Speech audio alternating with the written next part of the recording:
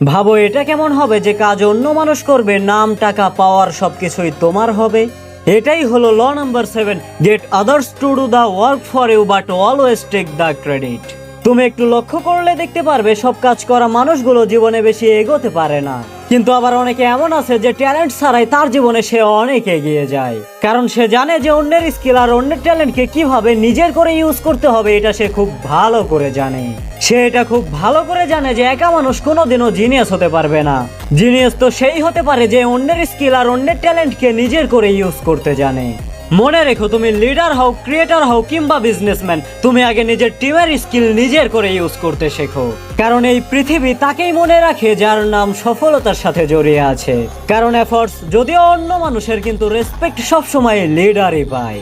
আর যদি তুমি জানতে চাও যে অন্যের স্কিল আর অন্যের ট্যালেন্টকে কিভাবে নিজের করে ইউজ করতে হয়, তাহলে এই চ্যানেলকে সাবস্ক্রাইব করে নাও। আর এই বইটা যদি তুমি বাংলা কিনতে চাও তাহলে প্রিন্ট কমেন্ট চেক করো বা ইউটিউব পোস্টে দেখো। আর যদি অন্য কোনো প্ল্যাটফর্মে ভিডিওটা দেখে থাকো তাহলে বায়োতে চেক করো।